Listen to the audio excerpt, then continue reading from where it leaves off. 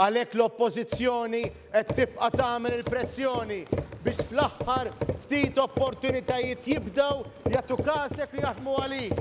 Imma fejn intom ma tridux se jkun hemm partit nazzjonalista li jkun qed iwettaq il-miri li verament int ikollok il-kwalità tal-ħajja illi tixraqlek. Sostna dan il-kap tal-Partit Nazzjonalista Bernard Grech waqt is-seduta ta' tlieta fil-Parlament meta kienet jiġi diskuss ir-rapport dwar l-iżvilupp sostenibbli.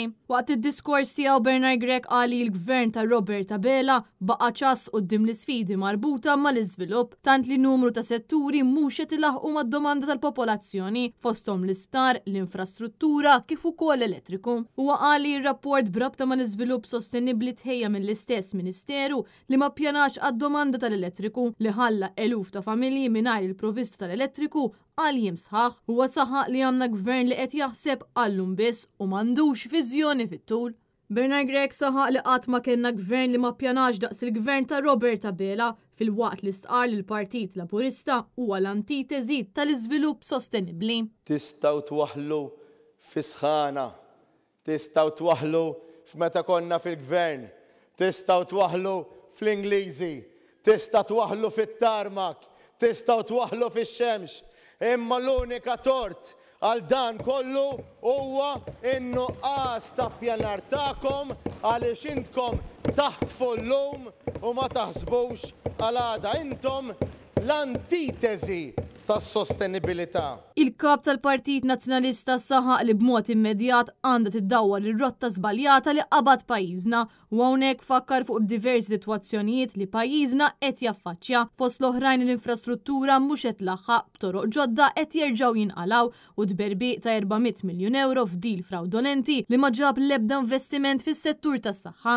Bernard Grech staqsa kif jista' jkun hawn żvilupp sostenibbli meta l-gvern ta' Robert Abela qed jippermetti li jintrema id-drenaġġ fil-baħar. L-ebda reazzjoni mill-gvern għax tafu illi qegħdin ngħidu il-verità li qegħdin tarmu id-drenaġġ fil-baħar. Imiskom tistħu f'pajjiż fejn kien ikun il-gburija tagħna li l-baħar tagħna huwa fost l-iktar sabiħ u nadif fid-dinja.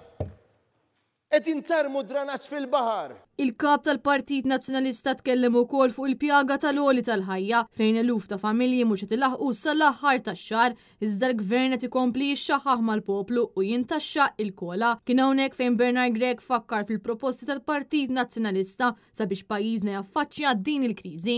Biex nagħtu tax credits lil min ħaddem minħabba li jiżdiedulu l-piżijiet għax ikun qed iżid il-pagi minħabba l-għoli tal-ħajja.